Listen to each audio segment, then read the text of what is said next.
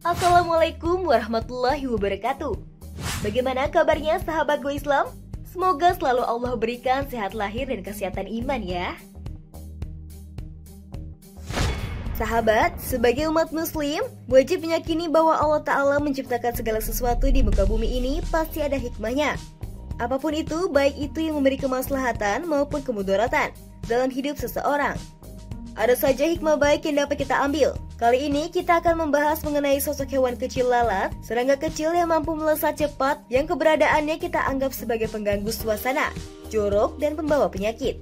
Namun siapa sangka ada seorang hamba yang justru mendapatkan anugerah surga akibat seekor lalat. Kok bisa? Bagaimana kisahnya?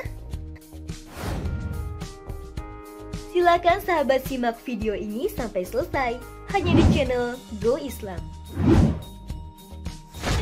Namun sebelum diulas lebih lanjut, jangan lupa klik subscribe, like, dan klik lonceng notifikasinya terlebih dahulu agar channel Go Islam dapat terus memberikan manfaat khosana keislaman untuk umat.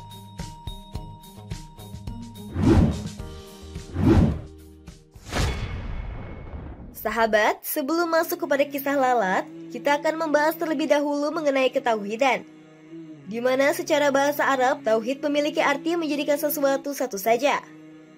Dalam istilah syar'i, tauhid memiliki makna yaitu hendaknya kita mempersembahkan segala sesuatu ibadah kepada Allah semata dan meninggalkan semua bentuk ibadah kepada selain Allah. Karena tujuan kita diciptakan oleh Allah di dunia ini adalah agar kita mentauhidkannya. Seperti yang telah difirmankan oleh Allah Subhanahu wa Ta'ala dalam Al-Quran Surat Az-Zariyat ayat 26 sebagai berikut. Dan aku tidak akan menciptakan jin dan manusia melainkan supaya mereka beribadah kepadaku. Al-Quran Surat Az-Zariyat ayat 56. Hal ini tentunya tak lepas dari apa yang telah disampaikan oleh Nabi dan Rasul yang pertama hingga yang terakhir. Inti seruan dakwah mereka adalah mengajak manusia untuk mempersembahkan ibadah kepada Allah semata dan meninggalkan peribadatannya kepada selain Allah. Seperti yang telah disampaikan oleh hadis berikut yang menunjukkan bahwa tauhid itu sangat penting dan syirik itu benar-benar bahaya. Walaupun sebagian manusia merasa hal ini terlalu remeh, dalam kisah yang disampaikan oleh Rasulullah SAW diriwayatkan dalam hadis Bukhari tentang bagaimana seekor lalat dapat membuat seseorang masuk neraka atau surga. Anda pasti bertanya-tanya, bagaimana bisa hanya seekor lalat dapat menyebabkan orang masuk neraka atau surga? Hadis ini bercerita tentang orang yang masuk neraka hanya karena memberikan persembahan berupa seekor lalat yang tidak berharga. Sebaliknya yang lainnya selamat karena tidak mau memberikan sesembahan tersebut. Seperti yang diceritakan oleh Rasulullah kepada para sahabatnya. Beliau menceritakan tentang kisah dua orang yang sedang berjalan dan melewati sebuah kaum penyembah berhala, di mana terdapat peraturan tidak boleh seorang pun melewatinya kecuali dengan mempersembahkan sesuatu untuknya terlebih dahulu. Kemudian salah seorang dari kedua orang tersebut memberikan lalat namun masuk neraka. Sedangkan seseorang yang lagi tidak memberikan apapun dan tetap teguh pada keimanannya terhadap Allah Subhanahu wa Ta'ala. Lalu ia dibunuh namun masuk surga.